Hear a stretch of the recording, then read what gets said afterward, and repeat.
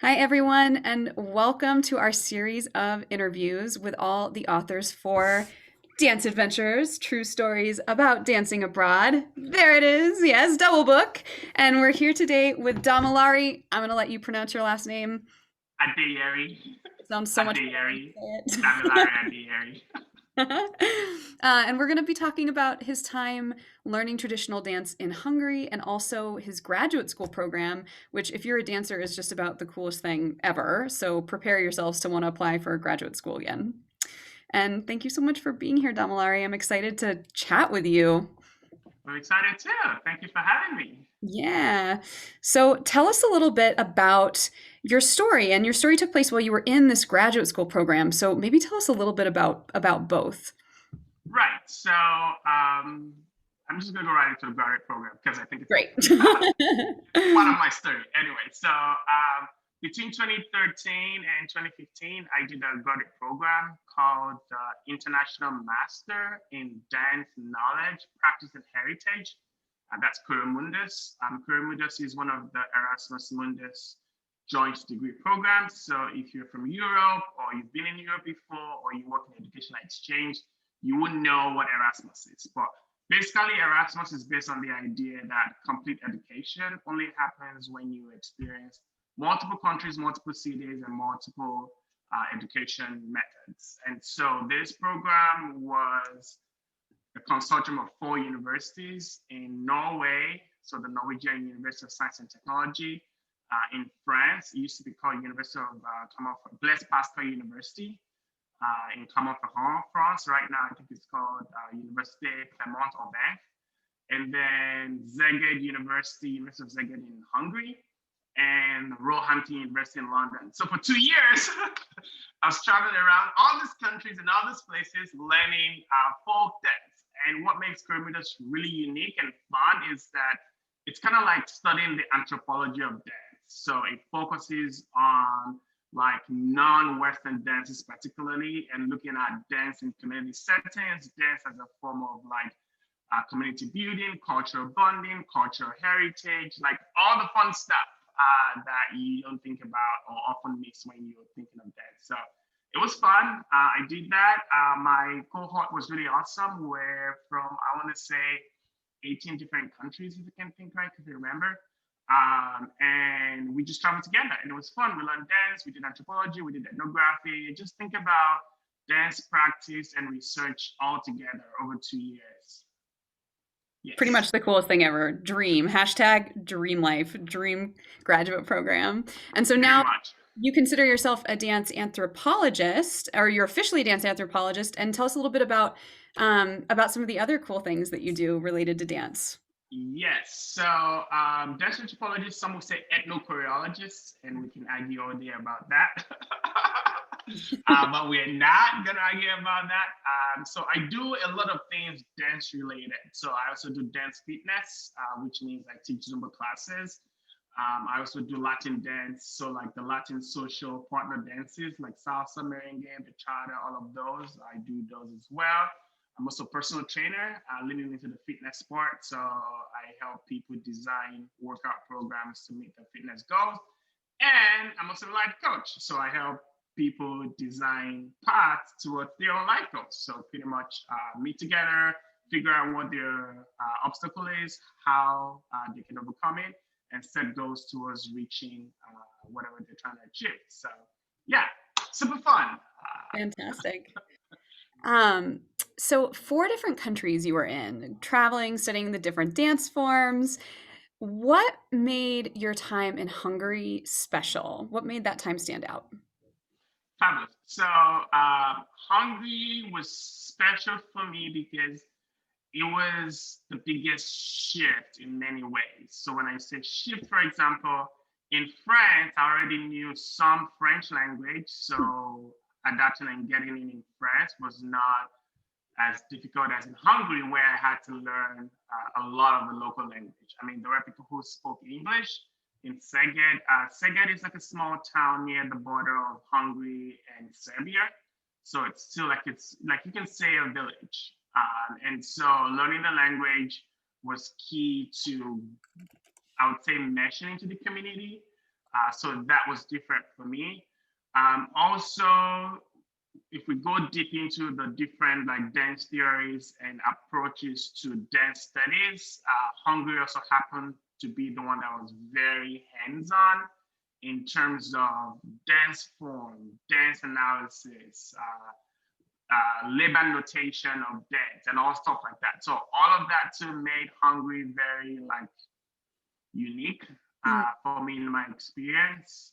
And also too, I mean, there's always the factor that I'm a black man, traveling in Eastern Europe, in a small village, and so I stand out. In case you did not notice, or in case that's not obvious to people watching. So all of that made my experience in Hungary definitely unique.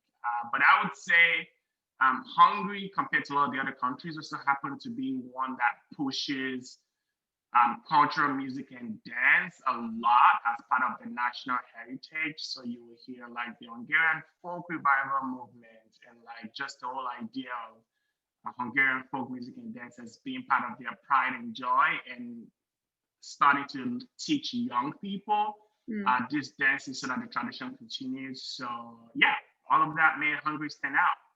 That's amazing. I just pulled up a map to show where the city is that you were spending time. And like you said, it's down here near the Serbian border Yeah.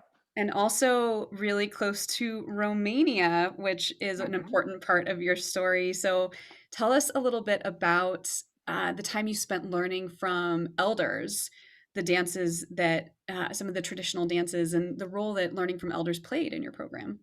Right. So if you know, like for anyone who knows Hungarian history, you would know that Romania is also a big part of Hungarian history. And so the big part of Hungarian history that relates to Romania is a place of land called Transylvania, which happens to be on Romanian land right now. But in the past, there was a lot of Hungarians and Romanians living there together, and a lot of the folk music and dance culture was actually birthed in Transylvania. Thank you, Megan, for pulling up the quick You're welcome. facts. Moving the map around. I can't find Transylvania though on the map. I put it in and it didn't show up. Where is it exactly? Right. So it's a little bit if you go further away from somewhere. So you see Cluj-Napoca somewhere around there. If you pull up that map, it would be somewhere around there in the mountains. Okay. Uh, or it actually, you know what you should do? Put Vicia in the map, Visea, because that's where the village is. There it That is. taught us the dance came from. So, but anyway, so Romania and Hungary definitely have a history back in terms of like the war and all that stuff. But Transylvania is important because of the music and folk culture. So as part of my studies in choreomundus, we did a whole course on archives. So basically like dance archives, dance field. I forget exactly what the title of the course was called. From field to archives. That's what it is. From field to archives. So rather than actually go to Romania, we had the villagers come to us in Zseged. Spend, I think they were there for a couple of days, maybe a week, teaching us like the Hungarian folk dances, like just answering a lot of questions about the Transylvanian dances and the role it plays in the community building. So I think that was really cool.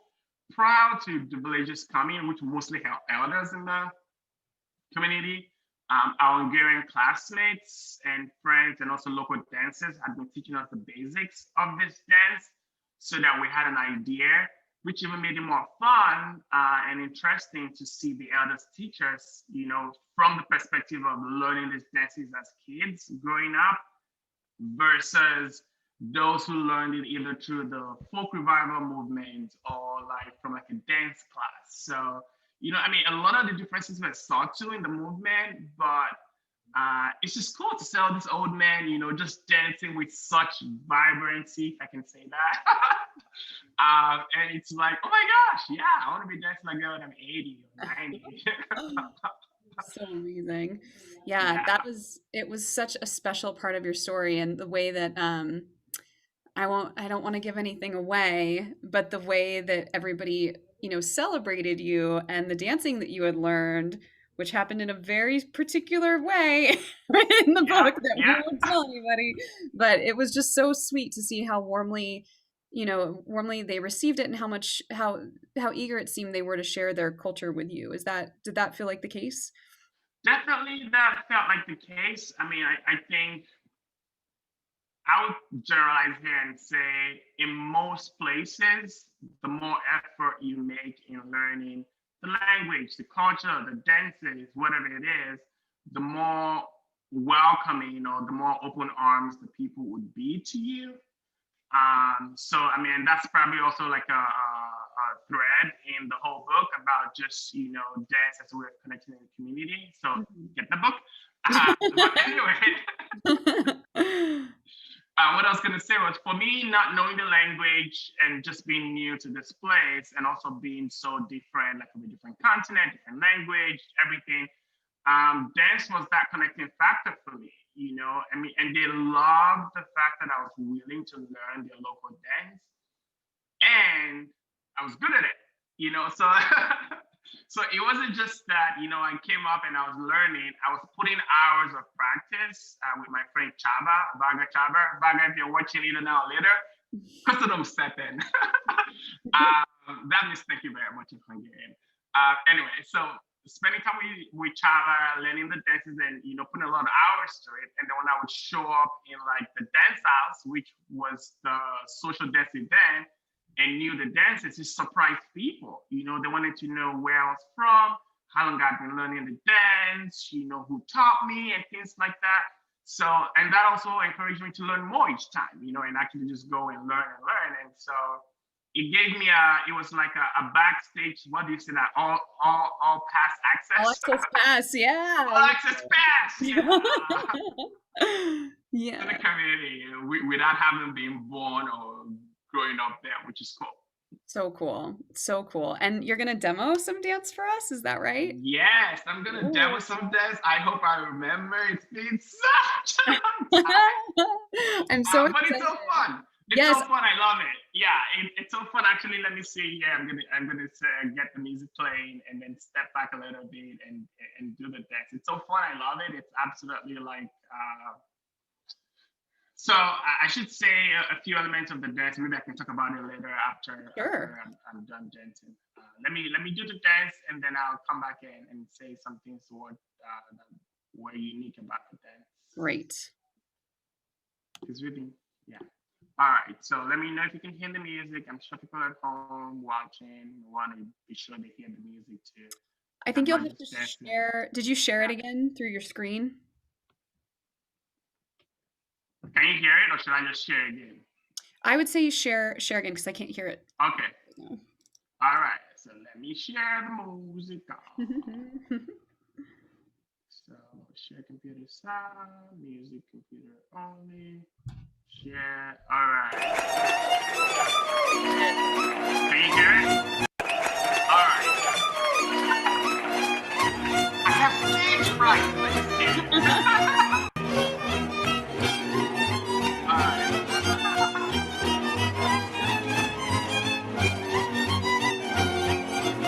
All right. I know it's been fun of me,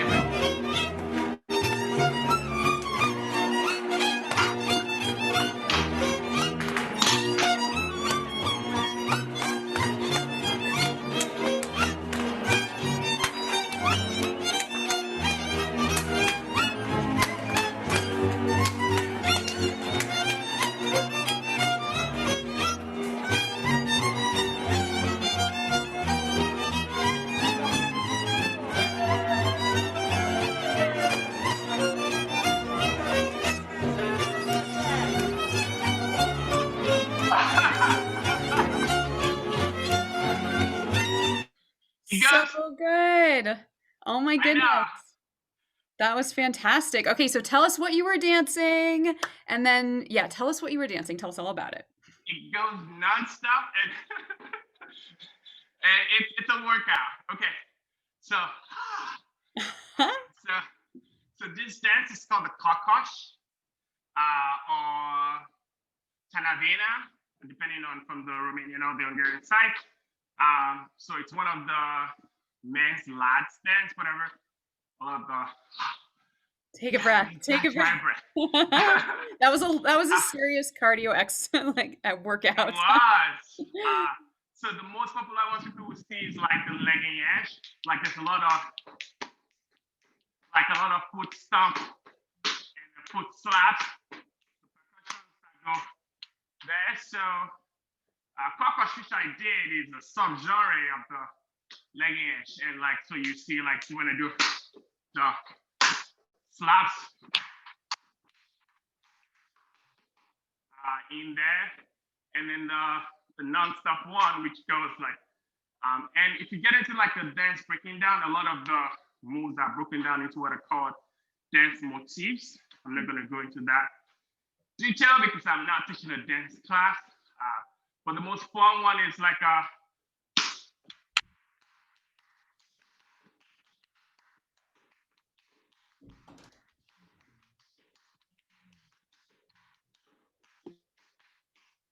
and if you follow the fiddle and the bass, you will hear that the percussive sounds of the hand claps, body slaps, and leg slaps also follows the music. So that's it.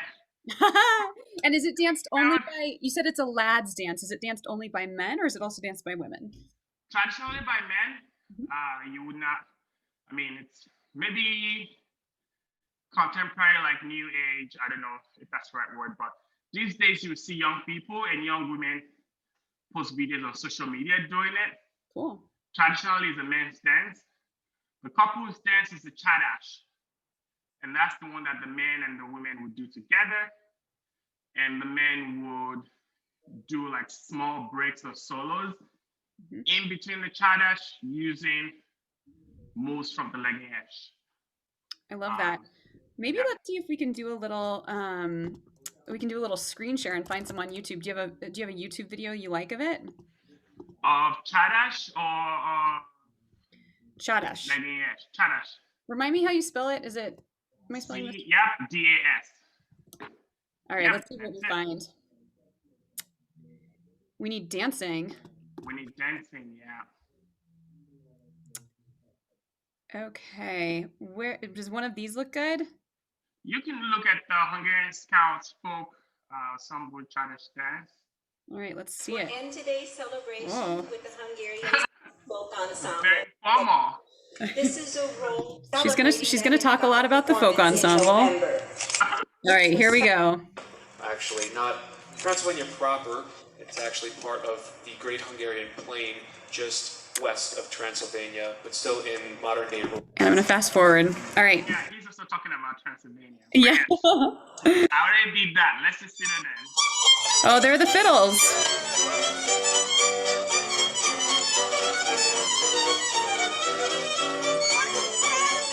Makes me want to dance. Yeah.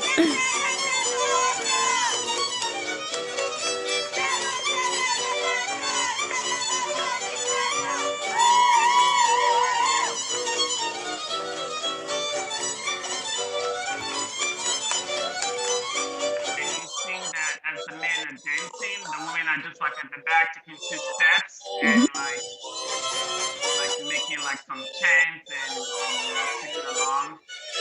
All right, I'm gonna fast forward a little bit to the partner dancing. The couple dance, exactly. Yeah. So you also want to fast forward it because it's like in 4 phases. There's a slow dance and like a mid dance and the fast one. So I know this because I learned it. All right, now this is the one. We'll go for it even more.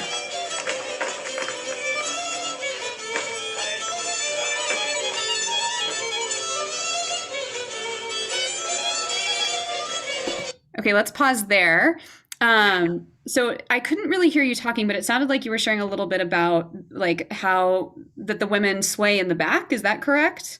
Right, that's what I said. So I said that in the chadash, when the men are doing like the solos or the legging edge at the beginning, or even in between, the women stand on the side and like they do like a 2-step, and then like they're like making chants and songs like that I'm waiting for the next opportunity to get again together in partner dance. Yeah. Very cool. And then I think I heard you say that it starts slow and it gets faster and faster, the partner dance. Correct. So the whole chadash, it's like in a suite. So and also the musicians play it that way. So it starts from a slow dance, like very slow, and then picks up a little pace, so like mid pace, and then the chadash is like the third suit, and then the fourth one, which is way faster. So actually, the whole time of the dance progresses faster with the music. Got it. Yeah, yeah. I wasn't familiar with what a dance suite was before I started editing this book. Can you explain what that is to anybody who doesn't know? Yes. So a dance suite, it's pretty much like the different elements that makes up a dance piece. Hmm. That's the easy way. So sometimes it's like two or three dance pieces together will make a dance suite, or three choreographies together in a suite, or two. It's similar. So the way I'm thinking about it will be similar to people who dance like the time tango and call it tanda. A tanda will be like four songs in a section of the dance together that you're doing with a partner.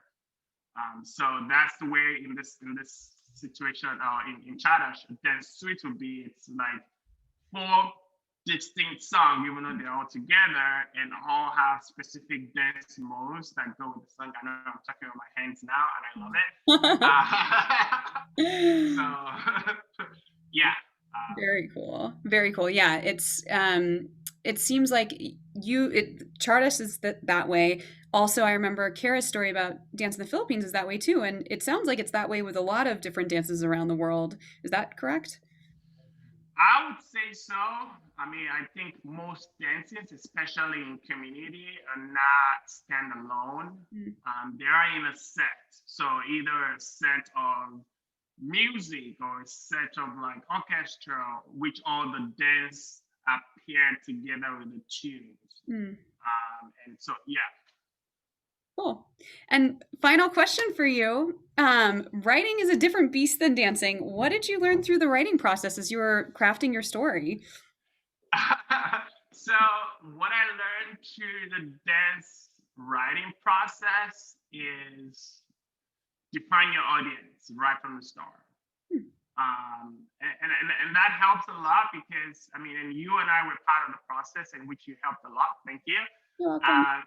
Is so prior to writing for this book, I mean, I'd written pieces before, but most of my dance were dance research writing. So I had presented in dance anthropology conferences. I had written like dance research pieces.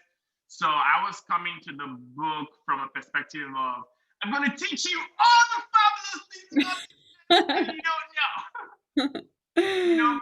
And I wanna, but like with storytelling, you have to bring your audience in, right from the start. You have to know who will be reading your work, and you have to find that balance, because the cool thing about Dance Adventures is that it's made such that both dance scholars and everyday people can read it, and that was what we had to define from the start.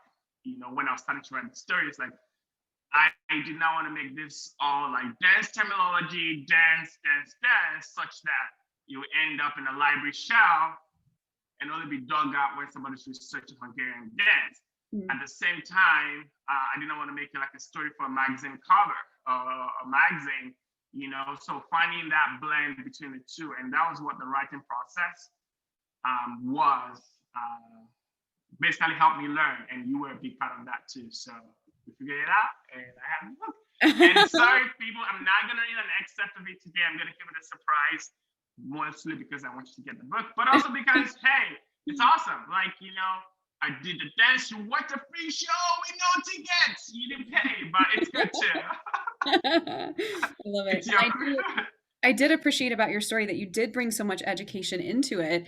And I know I certainly learned a lot about dance in Hungary, dance in Romania, just like even the names of different movements that people were doing. It brought so much in. It was so educational, but really engaging at the same time because it was your own narrative and the story about what happened and then the climax at the end, which we won't share, but it's very exciting. Yep, So yep, thank you yep. so much for your contribution and thanks for making time for the interview today. No problem. Thanks for having me. And yeah, get Yeah. the book, read the story, and people can. I mean, I don't know, but I mean, people can pass comments in the post, ask more questions about like the music, about the dance, or even send me a message, reach out to me about the dance, and anything about the book should be to Megan. Yeah. Well, yes, reach out. If you have any questions about the book, reach out to me via social media. My website is megantaylormorrison.com. Damilare, definitely follow him on Instagram at The Joyful Dancer. Yeah. And yeah, buy the book, read the story. Thanks, All right. everyone.